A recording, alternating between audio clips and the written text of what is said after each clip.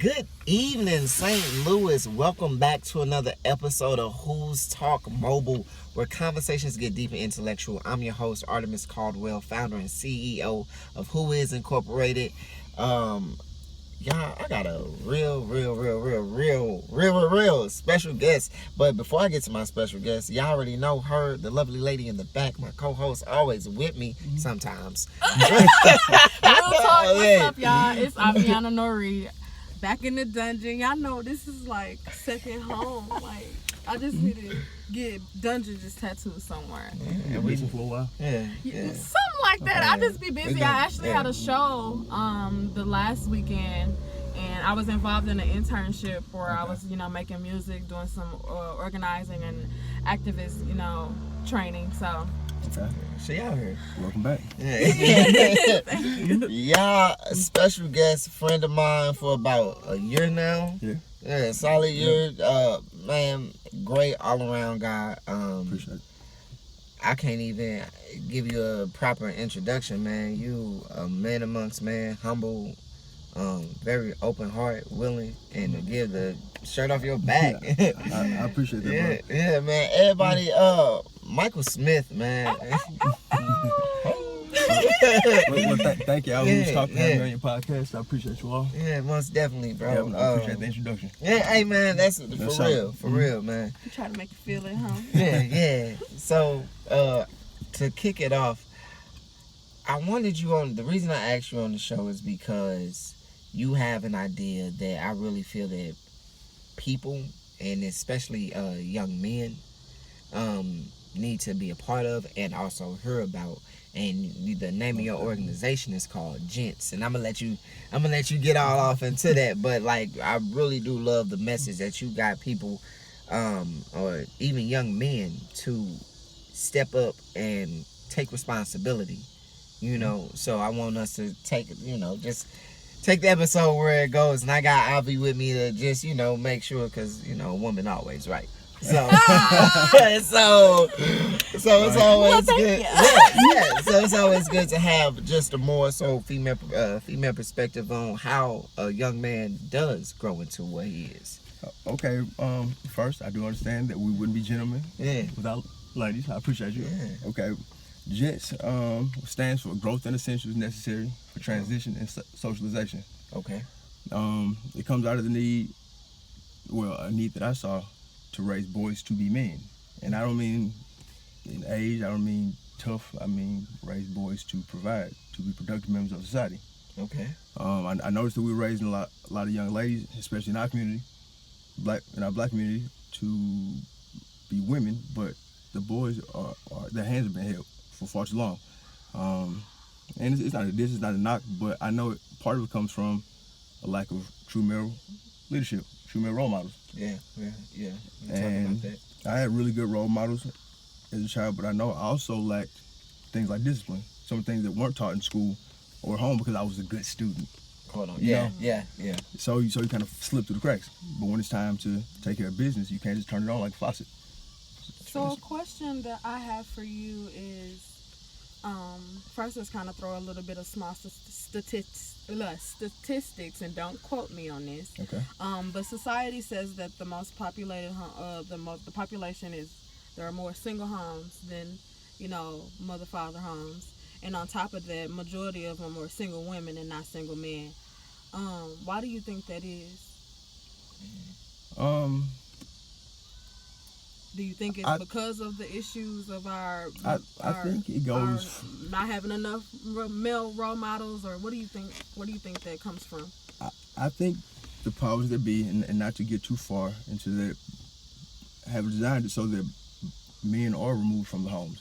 If you think back to slavery times, if somebody from the master's quarters or whatever, from the mansion came down to the slave's quarters, he would tell her, hey, I can feed you more, I can give you some perks, but you're not going to have a man over here. You can't keep a man in your house.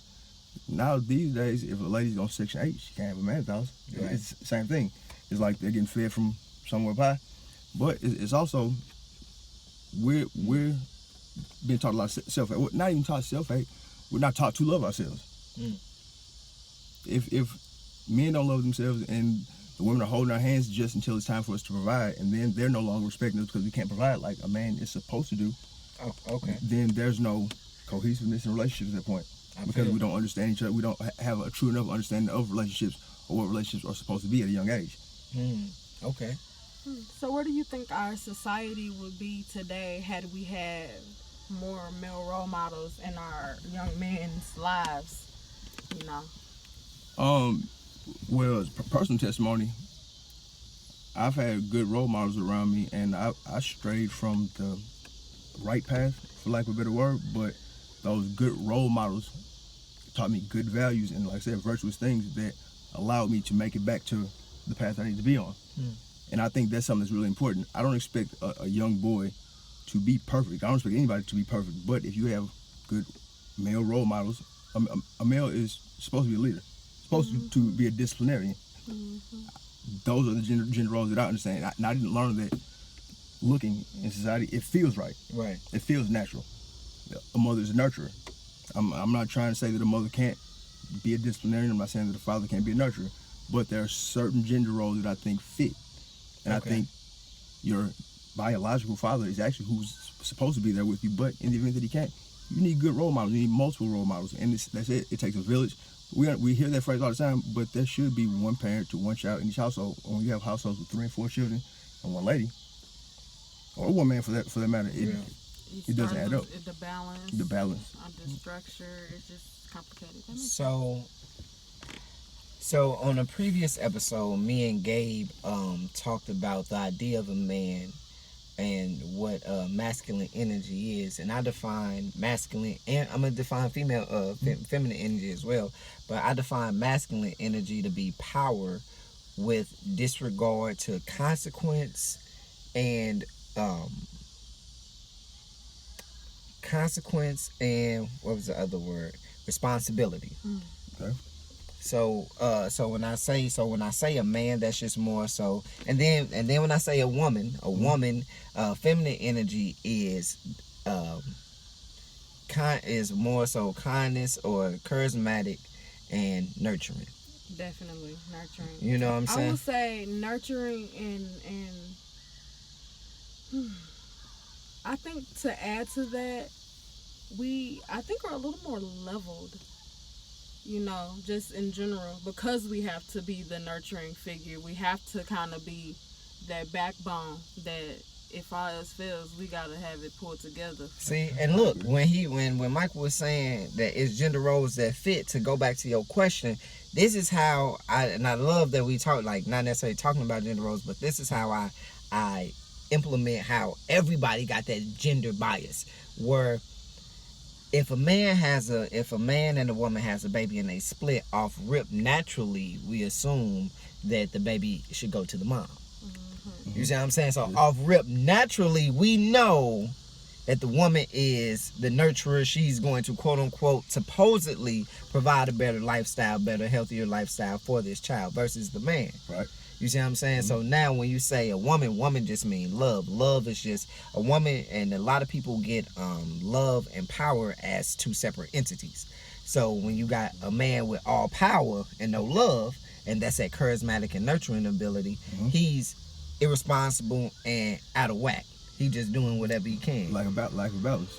And then you have a woman who's out of whack. That would be, she's super, love would be sensitive and a pushover. You see what I'm saying? A lot of times when women in relationships feel like they're getting walked over, like their opinions are not being valued. And then on top of that, you got to listen to what the Bible say, or religion would say a woman is supposed to. Women is from the rib. Or just a little step further, it's supposed to be submissive. So already in your mind, like as a woman, like it's supposed to be like you're supposed to be led. But what is true submission? That's a question that I ask all the time. And in my eyes, submission kind of goes back to what you were saying. You need that woman that's the backbone. And submission to me is almost, and it's not playing games at all, but I know she runs the show, but she will allow me to be a man, and not in a sense of let a dog run. I mean, let me be a man. Like she will allow me to lead as long as she trusts that I'm going to lead her in the right place. Right. But she's still running the show. Right. And that's something I love. I've always honored women. Like I have good women in my family, But I understand a man's role. I've seen good men, and Mm-hmm. I never took them for soft when they deferred to their women for Yeah. things. I think nowadays we got more women trying to be men than men trying to be men. And that's just solely off of the strength of because of the structure of the households nowadays. And because women nowadays are not allowing, like you said, the men to be men. We sit here and sometimes we belittle them, if they're not providing, we make them less of themselves. Then in the long run, they're already feeling less of themselves. And now they got their backbone, their rib, coming at Not them rocking. sideways. You know what I'm saying? So that stuff is like a trifecta of how they're expressing themselves, and it's gonna affect them, going on throughout the days because now all they hearing from the peers and the women around them is that you ain't you a half whatever. You know what I'm saying? Okay, don't mean to cut you off. Go ahead. I have something I want to ask. When you all think of what provide, like as a man, from your perspective, also as a man, what did it mean to provide when you were Well, me child? personally, I have my father in my life. Mhm. So I know what a man is supposed to do because of my father. My father, he made sure we kept a roof over our heads. He made sure there was food in our mouths. He was there for the discipline. He was there for the structure.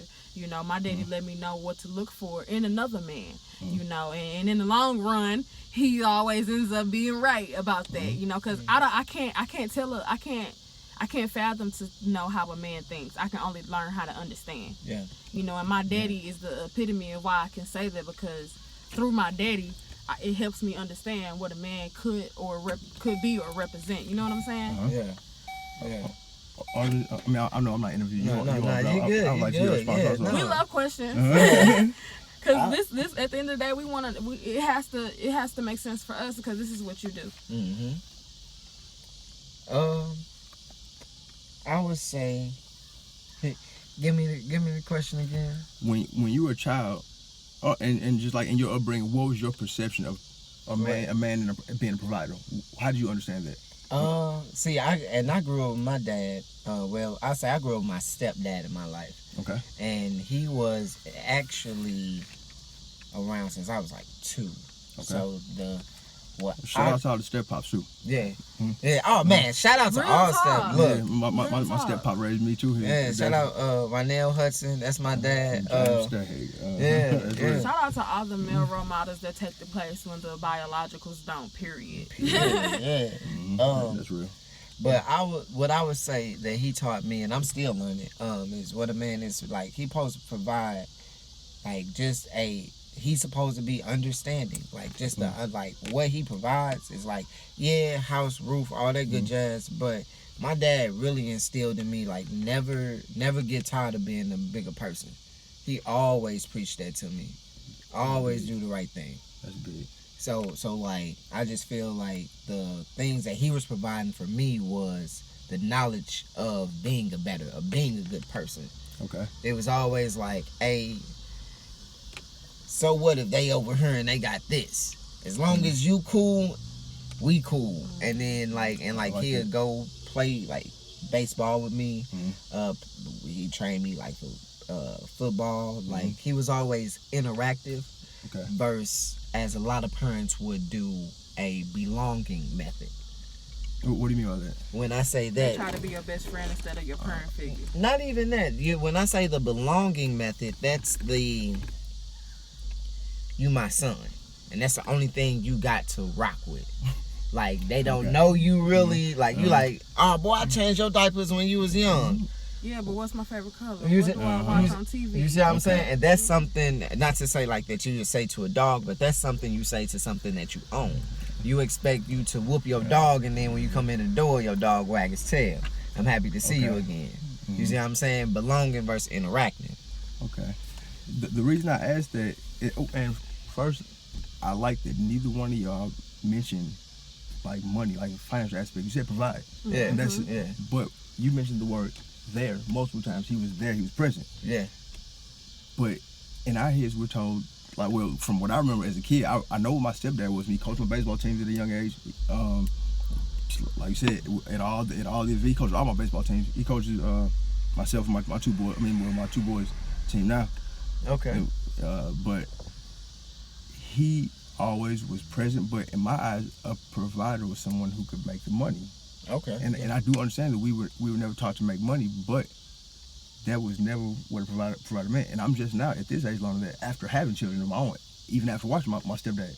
So, like I said, I'm glad to hear that you all saying like they were present, because my stepdad was also. But by that being my stepdad, and me having such a close relationship with my father and knowing where he came from, he tried to give all the money in the world. Yeah, money doesn't heal wounds. You know, money isn't time. Money isn't attention. Money isn't affection. That's something that's materialistic, and materialism in reality is what everybody chases nowadays because they think that's what makes them whole. Oh, most definitely. But when money is gone, what will you have? Because a lot of people are going to be in shambles. When he wasn't able to provide the way he thought, then he didn't want to be around. Yeah. Okay, I just want to hear your perspective on that. Okay. I heard real quick. I just heard Samuel Jackson the other day say, or not Samuel Jackson, Denzel Washington say, "You will never see a hearse, a U-Haul behind a hearse."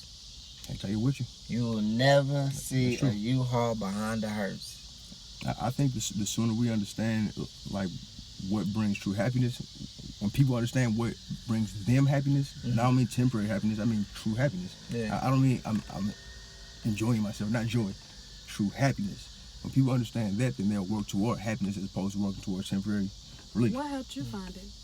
Or are you still? I'm on that journey. That's a daily journey for me, like a momentary journey. Like facts. No, I completely understand.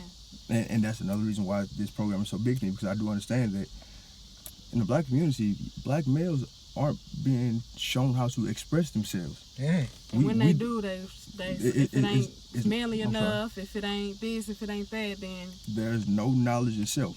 I mean, between hearing, "Oh, you gonna be a playboy, you gonna be a heartbreaker, lady killer," no one's ever saying, "Hey, you do what you want to, but you better be honest," because there are consequences to all this stuff. Definitely. I never heard anyone saying like, "Young man, it's all right for you to come talk to me, express this." I see a lot of kids out shooting and fighting, but that don't mean that you learn how to express yourself. We aren't dealing with our emotions anymore, so we can't have relationships with people if we aren't dealing with our own emotions internally. Most definitely. Okay, so my question is, based off of everything you told us, how did you incorporate that into your program? Well, I made sure to think about, to research the things that led to success. And it wasn't IQ, it wasn't high test scores, it wasn't going to school to get good grades, to go to a good college, to get a good job. People weren't happy either. It was emotional fortitude. I looked at my own shortcomings, and I thought, wow, like, what happened? I didn't have persistence. I didn't have patience. I didn't have the work ethic. Like, I only turned it on when I'm a perfectionist to a certain extent. If I knew I was gonna win, I went hard. If I had doubts, I didn't go at all. And people always say, "Oh man, you're so good at everything." No, I'm good at the stuff you see me attempt. Yeah. But I don't attempt half the stuff I think about because I'm terrified. But no one would ever see it. So I always did that, but it was a terrible feeling. I almost got the curse word thing. It was a terrible feeling. So I had to I had all the opportunities in the world, and I kept seeing them go out the window because I wasn't applying myself, because I didn't know what I was capable of. I had this false confidence walking around. I was really arrogant. Confidence comes from success. People think that in order to be successful, I have to be confident. No. You take one step, oh man, I did that. You build a little confidence. Take two steps, you're like, I'm on a roll. I had arrogance. I never accomplished anything, so I'm walking around my chest out like, I'm dope. So you would say arrogance is the fear version of confidence. And confidence is when you have accomplishments. I'm sorry. Based in love. Yeah. Love and fear. All of them. All emotions or feelings, whatever you want to call them, stem off of that. There's negative. Confidence has accomplishments. That's what it's gonna be. And arrogance has no accomplishments. Arrogance has ego. Arrogance has ego. I like that. That makes a lot of sense. I started to think about the times when I was genuinely happy, and it was when I was applying myself. First off, it was when I was in service to others. I mean, and I didn't realize that because I've always kind of told the line between inconsiderate and selfish. Neither one of them been very good. Yeah. Like inconsiderate, I didn't even think about how this would affect you or anyone else. Selfish. I knew how it would affect you all. I just didn't care. Yeah. But neither one of them are good. I wasn't aware of them. I wasn't present. I was always thinking about something in the past or thinking about where I need to get you next or something like that. But I wasn't present. So I was thinking about the times when I was genuinely happy. And I'm like, when I'm on the ball field, because I'm right there. I'm throwing myself into the game. Yeah. So I had to figure out how can I slow things down. Tried meditation, didn't really work. You know, did self-medicating for most of my life and didn't know that I was actually like really trying to self-medicate. Yeah. Didn't know that ADD or ADHD, I'm not sure still because I've never been diagnosed, but they tried to give me drugs when I was younger. But I tried to think about, I did a lot of reading, did a lot of breathing, figuring out how I could just slow things down and deal with my emotions first. Like, because I was all over the place, super high highs, super low lows, but it was never cool. So with your organization, does G.E.N.T.S teach this? Oh, I apologize. I went off on a tangent. No, you're good. You're good. Definitely. The first thing we discussed, we define everything.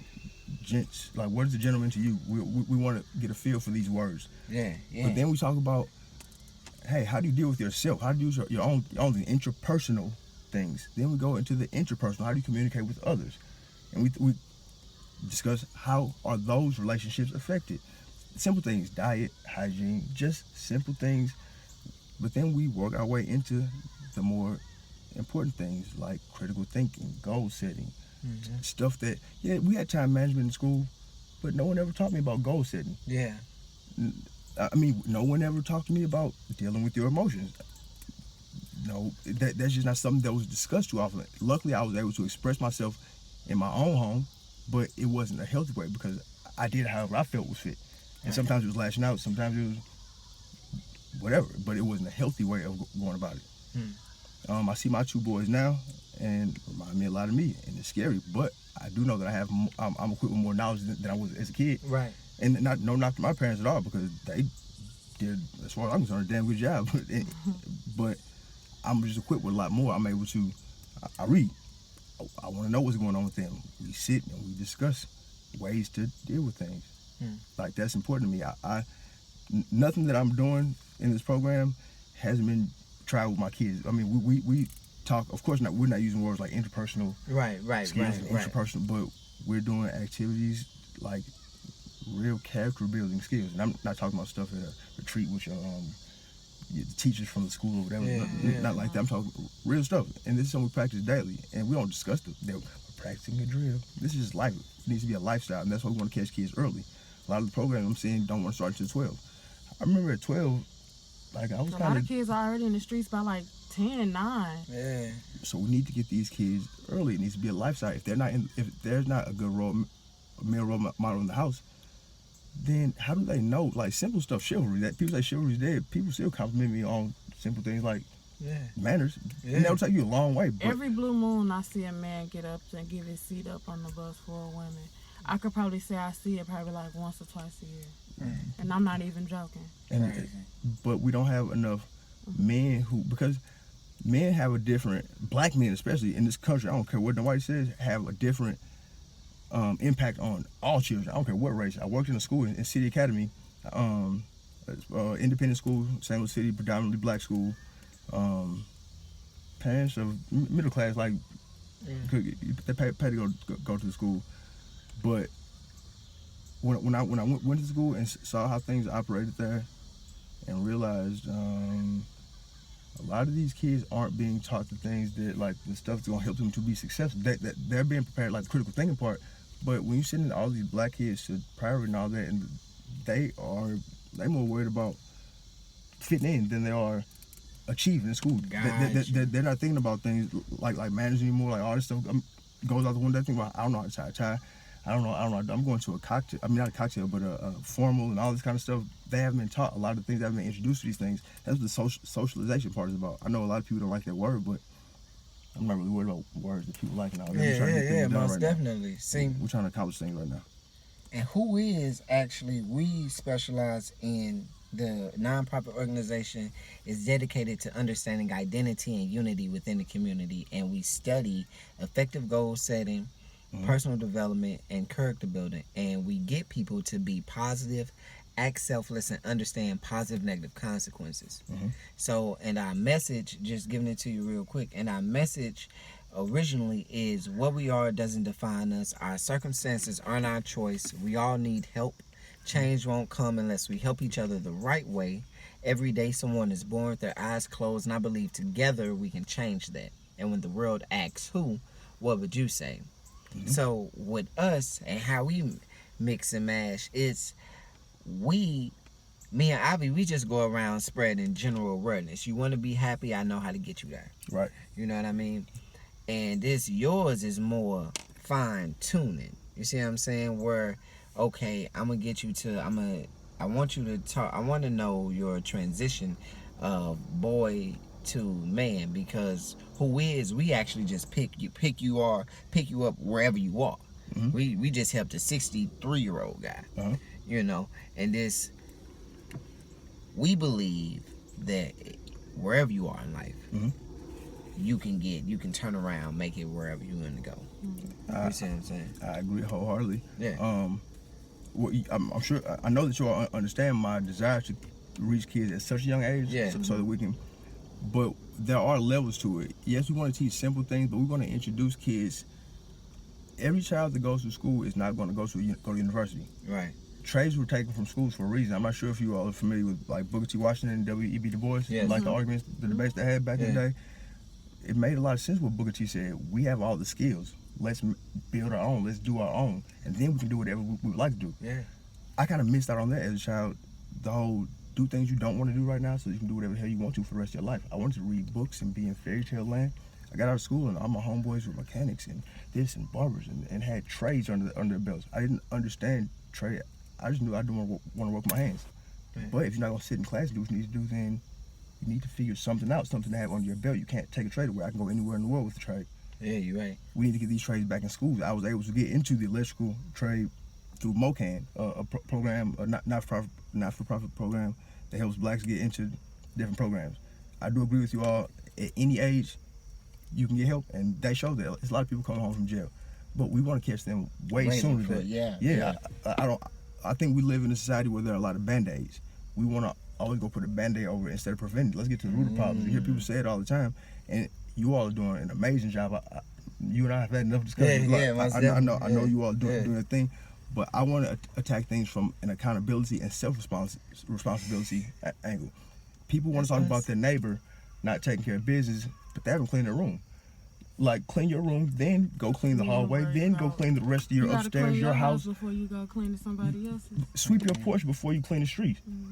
Yeah. Like, don't you? And that's something that's really important. People don't have enough self-responsibility, and I think that's something that's taught through discipline. Like we think discipline. I mean, we look at discipline as something you're doing to somebody after the fact. That Band-Aid again. Yeah. No, you teach discipline so that you don't have to. I don't have to pop you, so I don't have to scold you. I don't have to put you in timeout. I want you to be able to recognize situations. Discernment is important. I want my children to be able to recognize situations, see them, and you know right from wrong. Make the right decision. Yeah. Consequences are real, and that's what it comes down to. We in our households we're really comfortable. Outside of our households we're less comfortable. Some people are really comfortable wherever they are, but neither one of those places are getting a hold of black boys and guiding them. Let's lay out simple steps for them, simple steps that we've seen that have been proven to work. Yeah. And let's build up our families, our communities from the inside out. Let's stop looking for handouts from welfare programs. I mean, I don't consider myself a Democrat or Republican, but I understand a lot of the new age conservative talk. Yeah. Let's get away from all the welfare programs. Yeah. And quit. Let's quit being pacified. Let's quit talking about the police that are shooting us. Let's police our own streets. But I mean, I know it takes time to get there, but it comes from a sense of self-worth, self-love. Yes. But you have to have knowledge of self. Okay. There is no we without economic muscle. Amen to that. And people want to talk like money is a bad thing. For a long time, I had no knowledge of money. But then I thought about it. My mama didn't know no money. How she don't teach me? School didn't teach me money. So who was I supposed to learn that? I guess I'm supposed to pick up books. So that's what I did. I still don't know money. Yeah. But guess what? I know that I need to know it now. Yeah. At least. Yeah. I know that I can bring someone in to discuss this. Yeah. And that's what this program is about. Let's put people in positions to be truly successful, not to look good. That's exactly what we need. Nowadays, we don't have enough of people giving back to who it really matters to. People get the resources and stuff, but then they take it to the highest bidder. You know what I'm saying? And That's they a don't good never, point. they don't never want. They don't. You got them people who talk that big talk. Oh yeah, I'm gonna bring this back to the hood. I bring nah, but we don't have it in reality because if we did, we our streets would be clean. You know, we wouldn't be having bunch of vacant. We have more vacant schools, But we can't but we have full prisons. always run pointing our finger at Trump and this and all this stuff and da da da da da. Hey, how about we point our finger at ourselves? My grandma said, I was like, Grandma, when I was younger, Grandma, poverty is the reason. I thought I knew so much. I talked too much. And she would just listen. Man, she would tell me, it's not always poverty. We were poor when we were kids. We didn't throw trash on our front yards. Like, and stuff like that really makes sense. Have some pride in your own. Yeah. And that's where it starts with. So that's where it starts with. But when I use the word we a lot, but we have to figure out who we are when it comes down to it. Because in America, and I hate to make race such a big issue, but it is an issue. I'm sorry. It is. I can't It hide. really I can't is. fake it, and I don't want it to be a bigger distraction than it needs to be. But we as Black Americans need to figure out who we are. Exactly. Because We as black people, not just and I want to just say that if you want to take it to a race thing, black people, I don't even like. I've been trying to get African American out of my vocabulary because in reality, I am a brown skinned woman. And America has been turned into something that, in the long run, if we take it back some eons, Mhm. it shouldn't have been this way. So we as black people, we have to unite ourselves. We have to get out of this communistic, politics way of thinking. Because in reality, everything that's going on in our world and our government is a wake up call. We are not set to succeed as black people. I understand that, but think about this. The reason I say Black Americans and I discuss us specifically is because Nigerians know they're Nigerian.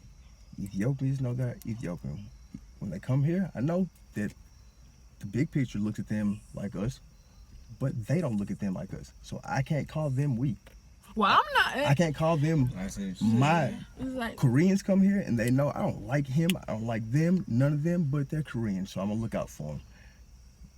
Jewish, there's no Jewish anywhere on the map. Spin the globe around, you won't find Jewish, but they took Palestine. It's now called Israel. Whose home base is that? Jews, and it's not to Jews or anybody else. Where's Black Americans' home base? That's why I'm in reparations. I don't really, can't really have that conversation.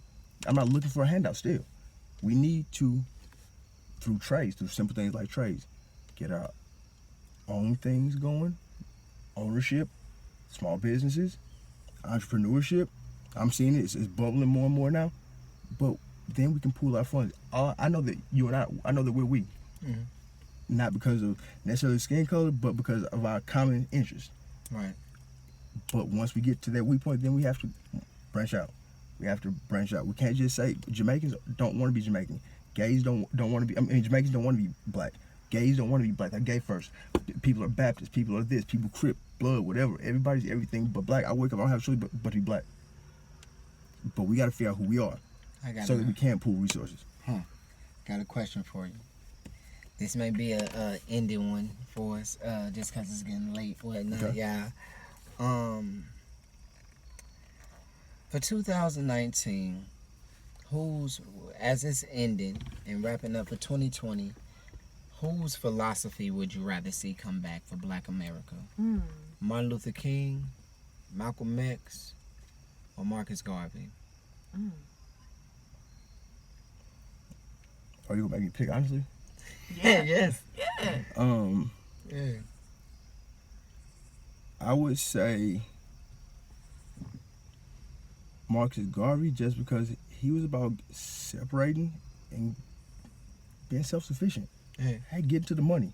Yeah. People want to call him a kind man and all that kind of stuff. Miss me with all that. Yeah. Do more research. Okay. Because a lot of people stopped jamming with him because they found out he was working with the KKK. But it was on the tip of the KKK believe whites over here, blacks over there. And he was on the tip of, oh, well, y'all believe that, well, I just want to be a spokesman for the black people over here, and y'all stay over there. So if we could make some money together to keep us separate, I'm cool with working with y'all. And I love it. Hmm. When we're separate, it's going to be evil because we don't. Like, we want to make sure we have the best and the greatest. Right. Separate is going to be equal, but allow us to have an even playing field. I don't know if I can agree with that. I'm not looking to.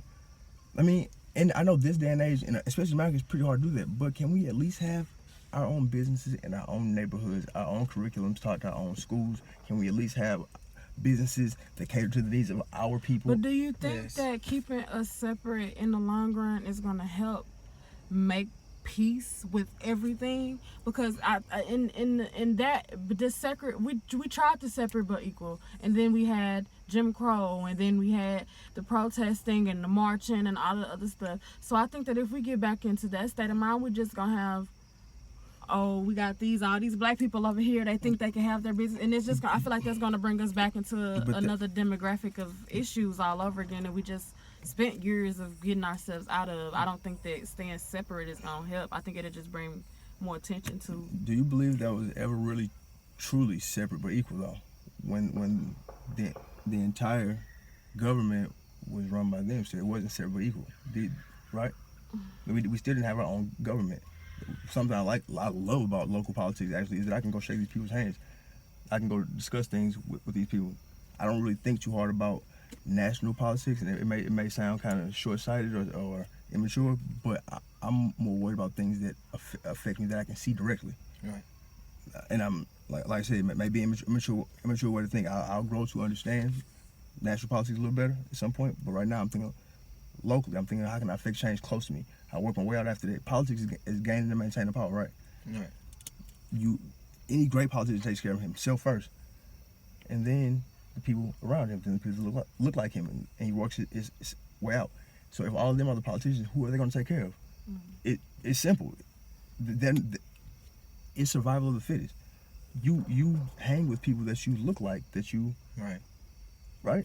Yeah. They're never going to look out for us, and I'm not asking them to. I don't have a hate for anyone.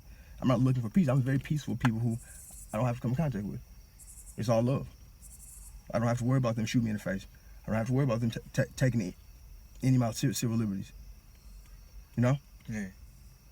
I definitely vibe with that. Oh man. Hey y'all, a special guest, Michael Scott, man. Smith. I'm sorry. I was thinking Dred Scott. I'm sorry. Cause it was just more so, you know, anyway. Get your pop. Yeah, but man, Mike, thank you, man. Thanks for having me. I appreciate it. No, most definitely. Thank you. You was most definitely gonna come back. You know, get this guy. This guy. Let's work. Yeah, we out. Y'all know us too. Avi, Artemis, you know, and Clears out. Streaming on SoundCloud and YouTube. please check her out. Episodes posted every Wednesday. YouTube. Check us out. Who's Talk? WHO'Stalk. And be on the lookout. We actually have something really big coming up in May. Maybe. Uh-oh. Big things Yeah. coming up. We'll Yes. work together a lot more. Oh, most definitely. All right, y'all. Yep.